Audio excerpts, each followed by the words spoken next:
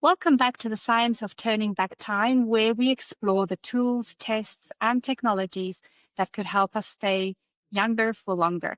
Today, we're talking about a molecule that's been making waves in the longevity space, which is NAD. You've probably heard of it in the context of energy, anti-aging, supplements, and even IV drips. But here's the thing, before you start throwing money at the latest NAD booster, shouldn't you actually know what your NAD levels are? And that's where today's guests come in. Jari Närhi is an expert in NAD testing, how to measure its accuracy, how to interpret the results, and most importantly, how to connect the numbers in your lab report to real-world changes in your health and aging. So we'll explore how NAD testing works, what your results can really tell you about your biological age, energy metabolism, and resilience, and just as importantly, the limitations and pitfalls that most people don't realize. So if you've ever wondered whether NAD testing is a game-changing biomarker, we're going to find that out today.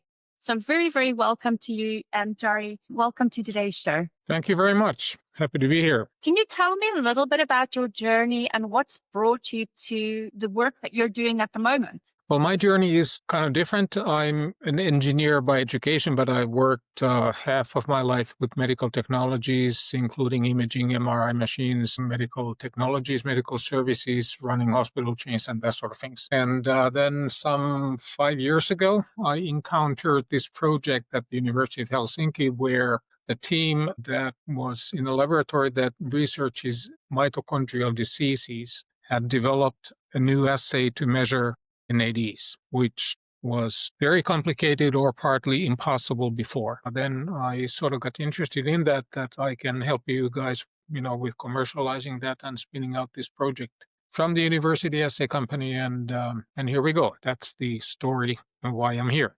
So NAD is famously unstable, and we'll talk a little bit more about the testing challenges that there have been. But for our listeners, can you just explain very simply what NAD is and why it's such an important molecule to look at as we're aging? Yeah, NAD is a small molecule that is, I guess, the best known and most important role for the NAD is to carry an electron from one biomedical or one metabolic process to another. And in case in point is what it does in mitochondria. It carries an electron essentially from our food sources to the mitochondria so that the mitochondria can produce ATP, which is the energy source for all our cells. And not just our cells, this is true for all living things that have cells on this planet. So without the NADs, we would have no life as we know it on the planet.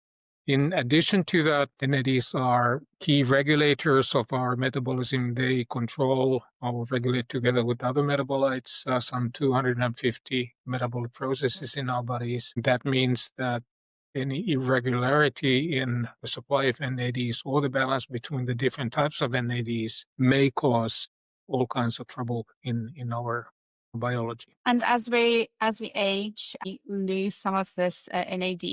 How does that happen? What happens as we're getting older? Well, actually, that is the prevailing understanding that aging as such will deplete your NADs, but that is not necessarily the case. What we see is that in healthy individuals, NAD levels are more or less stable across all ages. But then as we age, we get all kinds of chronic diseases, inflammation, be it acute or chronic, and all these consume NADs, as does DNA repair, for example, and that is something that there are millions of DNA damage in our bodies every day, and that needs to be repaired, and that process consumes NADs. So therefore, on a population level, if you will, yes, older people tend to have lower NAD levels, but not because of age itself, but because of the diseases and other disturbances in our bodies. Oh, that's a really interesting and I think a very important distinction. So it's not a natural part of the aging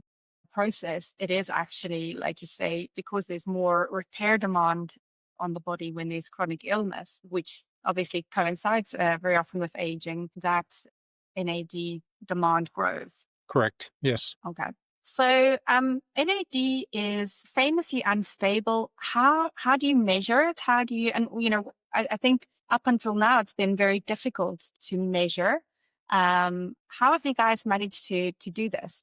Tell me a little more. Yeah, the story behind the story there is that the team in this mitochondrial disease research laboratory, because when you study mitochondria, you need to measure NADs all the time. And the only available technology to do that reliably used to be mass spectrometry. And even with that, you would be limited to measuring essentially only NAD plus, which is the basic form of it. And the team thought that there simply must be a better way, that this is too complicated, too slow, too everything. And but the fact was that there wasn't.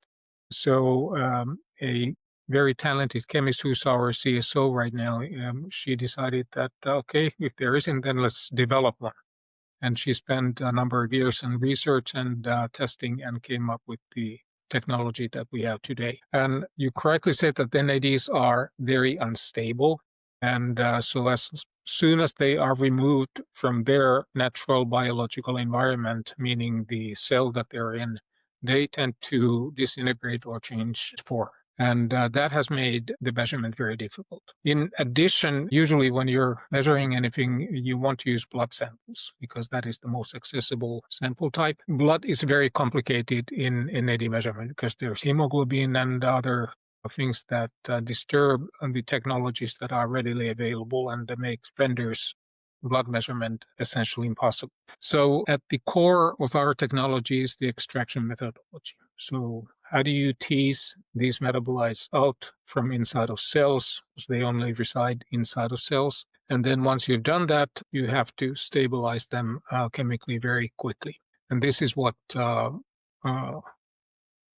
we have in our technology. And then there's some additional nuances in the actual measurement technology as well. The essence is that how do you get the NADs out so that you can measure them and keep them intact long enough so that the measurement is reliable. So coming back to testing NAD, why would you say it's important? So for our listeners out there who's listening to this, is it just an interesting thing for them to know, or are these results actionable? And if so, what are some of the things people can action around these results? Yeah, okay, let me answer that in two parts. One is that what can we do today? So today, what you can do is obtain a measurement of all these metabolites, and NAD plus and NADH being the ones that are now commercially available. And any deviations in NAD plus levels, which typically would show as too low NAD levels, is a sign that something is not right because of the essential nature of NAD in our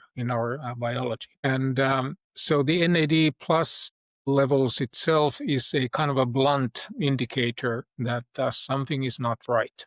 And the good news is that that is relatively easy to correct, meaning that the different supplements, be it niacin, NR, NMN, are well known to raise your NAD levels. But what needs to be kept in mind there is that raising NAD levels above where they should be or blindly raising them is not advisable, because that may cause problems in, for example, the signaling functions of the NADs.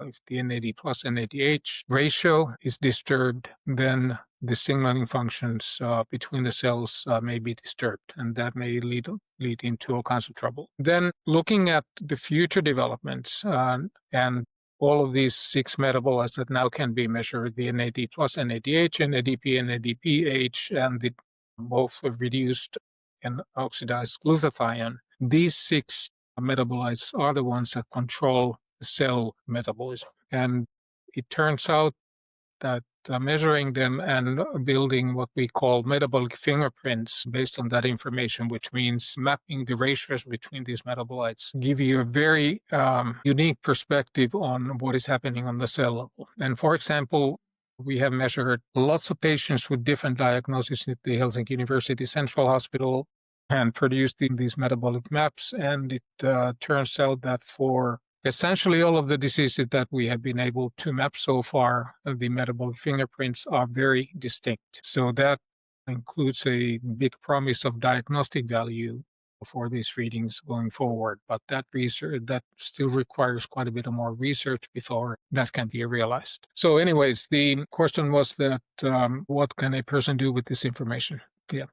Okay, so looking at the value of measuring NADs today, it's not only interesting but also very useful because if there are deviations in your NAD plus levels or the ratio between NAD plus and NADH, that would be an indicator that something is not right. However, since NADs are involved in so many different processes and they are consumed in so many different repair functions, that alone will not tell you what is wrong, but it certainly will tell you that you need a further investigation that what is causing the deficiency. The good news is that correcting your NAD levels or raising them is quite straightforward. There are supplements, be it niacin, NR, NMN, that are known to be very effective in raising your NAD levels. But there you need to be careful that you don't do that just for the sake of raising NADs. But if there is a deficiency, that needs to be corrected. But maximizing your NAD levels is not advisable because that may well disturb the signaling functions that these metabolites serve, and that could cause all kinds of problems. Then going forward, the information that can be obtained from all these 6 metabolites, NAD+, NADH, NADP, NADPH, and oxidized and reduced glutathione, which are the controllers of cell-level metabolism, that shows lots of promise for diagnostic information. We have measured these metabolites and developed what we call a metabolic fingerprint for a number of different diseases. I think we have about 20 or so that we have analyzed at Helsinki University Central Hospital. And the fingerprints for each of the diagnoses, be they cancers, neurodegenerative diseases, metabolic diseases, is very distinct. And we see a lot of promise in with additional research that this will be valuable for diagnosis as well. But now going forward, I think the first application of the NAD measurement in clinical practice would be similar to that of measuring your hemoglobin. Because if you go to a doctor, get prescribed a lab test, then hemoglobin is measured every time. And that is because if your hemoglobin level is low, then of course we all know the consequences, and we also know that it is relatively straightforward to correct with iron supplements or something of that kind. So NAD in that sense is very similar to hemoglobin, that if it is low, something is wrong, you need to find out what it is, but at the same time, you should correct the NAD levels back to where they are. That's really helpful. And actually, one thing you said there is that more isn't always better. There's a huge craze at the moment with NAD supplements in all forms, and including injections and IV and supplements. So what you're saying is that it's probably a good idea to know whether there is an issue or deficiency before you kind of plunge in and use too many of these things. Exactly, yes. And according to what we have seen is that for most of the healthy people who are healthy, you probably don't benefit from NAD supplementation any more than it would benefit from other supplementation than where you don't have a deficiency. Makes a lot of sense. And it is exciting to hear about these kind of fingerprints coming out, which hopefully will be able to, give more clues as to what may be causing an NAD issue if it is picked up. Can you say a little bit more? So you're saying that, obviously, if an issue does show up on the measurements, correcting it is relatively straightforward. Do you have any thoughts on injections, IVs, supplementations, what the best strategy is? And is there a big difference between doing intravenous versus an oral supplement? Yes. And the biggest difference, if you will, is that the supplementation, we understand quite well what the pathways are. With the IV, we don't. And so there's a lot more research needed to understand what actually happens with the IV supplementation. And certainly there is an effect that is undeniable, but what is causing it is still, not largely completely unknown. What is known is that the NAD drip directly into your bloodstream does not work quite the way as the supplementation of NADs or NAD precursors rather, because the NAD molecule is too large to enter a cell. And what we know is that when you add NADs in your bloodstream, the NADs are very rapidly cleaved into other molecules, and exactly what is yet unknown. And there is research going on. Yeah.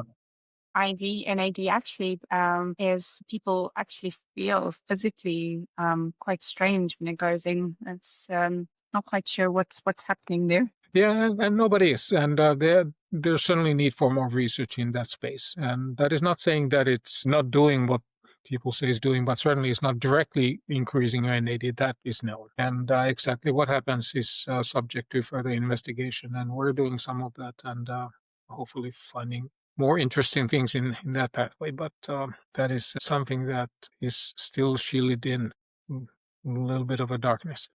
What's the most surprising thing you've come across with this testing? Is there anything that's really surprised you scientifically? Well, one thing that certainly has been surprising is the list of diseases and disturbances that one way or another involve NADs. We were totally blindsided by the fact that, for example, glaucoma, there's an association between glaucoma and NADs. Total surprise. There are researchers who are looking into that, but very little still is known. Same thing, there seems to be a correlation between NADs and sudden hearing loss based on very initial data, but the patterns seem pretty clear in a small population. And the list goes on. I mean, the prime ones, of course, are mitochondrial diseases, which is actually quite a large group if you really drill to the bottom of it. Neurodegenerative diseases, of course, metabolic diseases, and renal diseases, liver diseases, the list goes on. So that is the scope of where NADs are involved and where that involvement is observable with testing is surprising. And then The again, I fact- guess that brings the question of cause and effect. Exactly. Yeah. So I'm not trying to say that NADs are cure or the cause of any of this, but there is a correlation and involvement, which as such is not so surprising because of the nature. When we think about what kind of functions NADs enable or service in our bodies, then of course it is pretty clear that they are involved in all kinds of things. And just a theme, the correlation can be measured is in so many diseases is surprising. I think given the kind of broad reach that you're seeing, would it make sense for NAD then to become part of standard health screenings? We think so, yes. And of course, I may be a little biased on that, but I think it stands reason that it would. And the one sole reason why it hasn't been is that it was not possible to measure them in that kind of a scale before. And now that it is possible, then what we just need to do it's a big task, but we just need to establish that the information is useful and it's actionable, and it is well understood that what we are trying to achieve with the different therapeutic pathways with NADs. Yeah, I think for me, always in making clinical decisions for my patients, one of the things I always think about is, when I'm running a test, is what actionable things will come out of that. And, there are lots of tests that are interesting. You're like, well, this would be interesting to know. But I think it is really important that there are, to justify the cost of running a test, that the test is actionable. And this does sound like something that's highly actionable, which is great. How much fluctuation is there in NAD in the testing? I mean, could you have a good NAD day and a bad NAD day? Or is it relatively stable between if you're testing on different days? It is relatively stable. What we see is that in supplementation of, for example, there is a published study on supplementation of mitochondrial patients where you have a serious deficiency of NADs, and then it is a matter of several days or weeks before you start to see the effect of supplementation. And the same seemed to be true for the control group as well. So it is not like you supplement now and in the evening you'd see a big difference. It will take a little longer. And for my listeners who are thinking, oh, this sounds like a really good test, is it publicly available? Can public access it? Or where are we at with NAD testing at the moment? Well, we're talking about the UK. There is a laboratory in London that is up and running, and there will be more coming. Affinity Biomarker Laboratories is the one that is running the assay right now. So it is publicly available there. Then in other countries, in Germany, coverage is a little bit better. In Finland, of course, we service the market directly, and some other countries as well. And there's a laboratory in Spain, and they are more coming up all the time. Perfect. And what we'll do is we'll put in some details for people on how to get more information and how to access that testing as well. Can you say a little bit about cost in terms of, I know the research that goes into developing these tests is enormous. So very often when these tests first come out, they are, understandably, they're very expensive. Companies need to recoup some of that R&D costs. Where would you see the costing of these tests are right now, and where do you expect them to be in the next 5 years? It is exactly as you said, that we are in the early stages right now. And what is good about this test that we have is that it is in kit format for not as a home test kit, but a kit for laboratories. So, and the cost of that kit is not prohibitive. And typically we see that the price for the test for NAD plus and NADH in our customer laboratories for the public is varies somewhere around 200 be it pounds, euros, or dollars, give or take. And certainly in 5 years' time, as the volumes grow, that will come down. How much? Impossible to say, but eventually, when the volumes justify automated testing lines and so on and so forth, then we will, of course, talk about totally different types of price points. And Jari, I'm going to ask you whether you've tested your own NAD and if you're okay to talk about it, if you tested it and what you found. Yeah. And not surprisingly, I do test my own NAD for curiosity, to help our lab in their testing, giving them blood samples, but also for actual real need.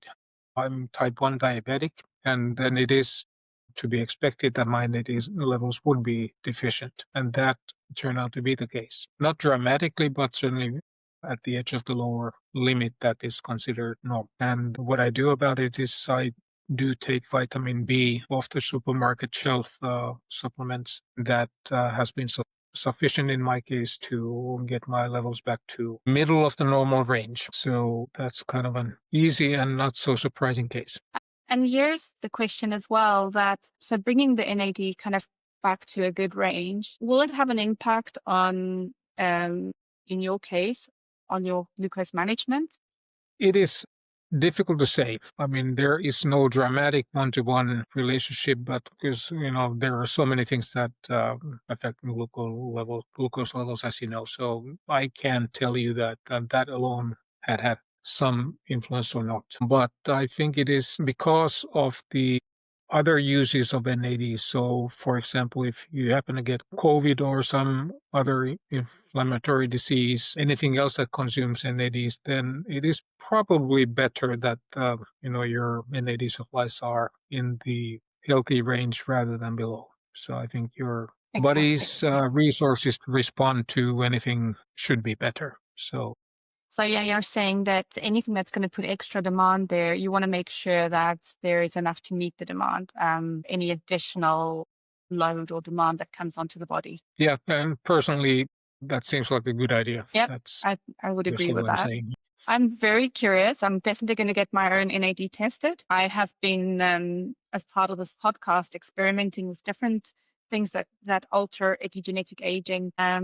At the moment, NAD is on my list. I'm experimenting with NAD injections. I might change that after today's conversation, but I'm kind of curious. So I'm definitely going to get mine tested, and I will be reporting back to the listeners what I found there and experimenting with that as well. But it is an incredibly exciting development in aging. And, I always say to my listeners, when, the focus of this podcast is aging, and it's got nothing to do with aesthetics or, how you look. It's really got to do with anything that's going to impact your rate of aging, because aging is still the number one risk factor for so many chronic illnesses, heart disease, type 2 diabetes, a whole list of things that, if we can really look at the things that are having an impact as we get older. And as, you rightly said, NAD is not as a result of getting older, but as we get older and we begin to have more of these strains on the body, it is depleted. So I think this is a really important thing for people to be measuring and, seeing if they can get it into the middle of the range. It is interesting talking about that middle or getting it into a good range rather than the more is better, because I know that there is this feeling right now to push NAD to a really high level. And it's been very useful to hear you say that may actually not be the best thing either. I think that's certainly what I've taken away from today. Very Thank good. you so much for your time. It's been really, really wonderful speaking to you. We will be adding information below for people to access and to find out a little bit more about the testing. But really lovely to have you talk with us today. My pleasure. Thank you so much.